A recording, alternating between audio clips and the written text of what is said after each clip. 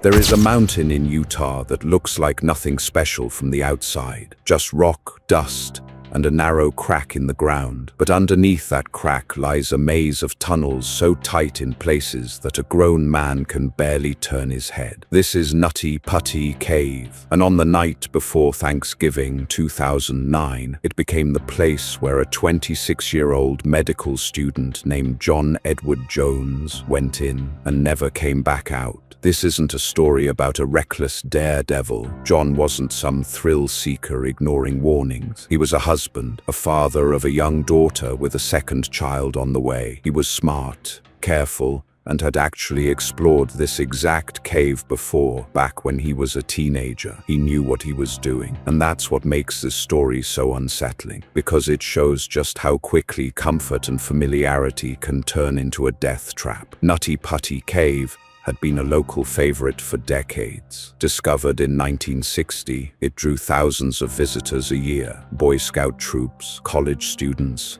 families looking for an adventure close to home. It had been closed for a few years over safety concerns, but by 2009, it had reopened under a new permit system designed to keep things controlled and safe. On the night of November 24th, John went in with a group that included his brother Josh and several friends. Their destination was a passage nicknamed the Birth Canal, a narrow, snaking corridor known for being tight but passable, with a small chamber at the end where you could turn around and come back the way you came. But here's where everything went wrong. The cave had unmapped sections, and somewhere in the darkness, John took a wrong turn into a passage that looked similar to the one he intended but wasn't. It was a dead-end crevice, barely 10 inches wide and 18 inches tall, and he went in head first and downward. Carvers will tell you this is one of the cardinal sins of exploring tight spaces. You never go head first into a squeeze you haven't scouted, especially not going down, because gravity doesn't care about your plans. The moment John realized this passage wasn't leading anywhere, he tried to back out, and he couldn't. Picture this: upside down, in total darkness, in a space barely wider than your shoulders, with rock pressing in from every side. Every time he took a breath, his chest expanded and pushed him even further into the crevice. The very act of breathing was working against him. His brother Josh stayed as long as he could, but eventually had no choice. He had to leave John there, alone, in the dark, and go for help. What followed was one of the largest and most desperate cave rescue operations in Utah's history. More than 130 volunteers, cavers, firefighters, medical teams arrived at the scene. They mapped the narrow tunnels leading to him. They rigged pulley systems. They worked in shifts because the space was too tight for more than 1 or 2 rescuers to reach him at a time. At one point, rescuers managed to attach a rope and pulley system, hoping to hoist him out, but the system failed, and instead of pulling him free, it caused him to slip even deeper into the crevice. Every attempt to save him seemed to work against him. For 27 hours, John Jones remained trapped, upside down, mostly conscious for much of it, talking to the rescuers who reached him, aware, in a way that is almost impossible to comprehend, that his body was slowly failing. Because here's the brutal physiology of it. Hanging upside down for that long puts immense,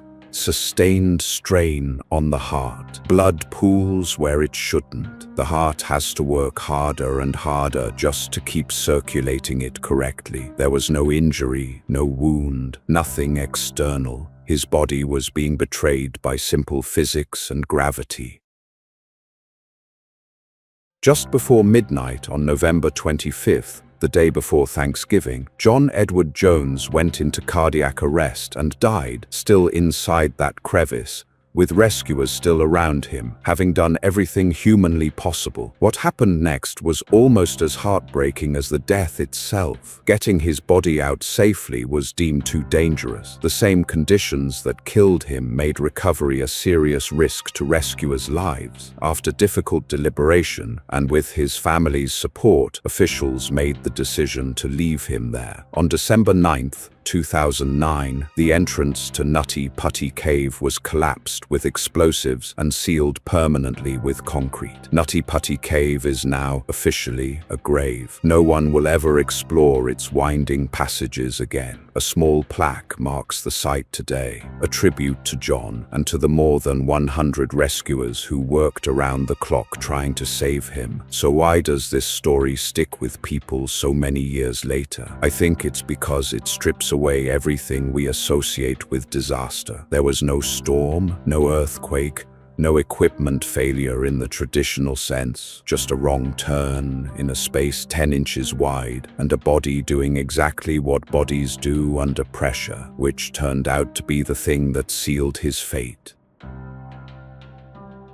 It's a brutal reminder that survival isn't only about strength or courage or how hard you fight. Sometimes it comes down to something as simple and as unforgiving as which direction you're facing when things go wrong. John didn't panic. He didn't give up. He stayed conscious and talking for the vast majority of those 27 hours, and it still wasn't enough. If there's a lesson here, it isn't really about caving at all. It's about respecting spaces, physical or otherwise, that don't give you room to turn around. It's about knowing that some situations you can think your way out of, and some you simply cannot. And it's about the quiet, terrifying truth that sometimes the scariest situations don't come with warning signs. They come disguised as something you've done 100 times before. If you found this story as haunting as I did, let me know in the comments and subscribe, because we'll be covering more real survival stories like this one very soon.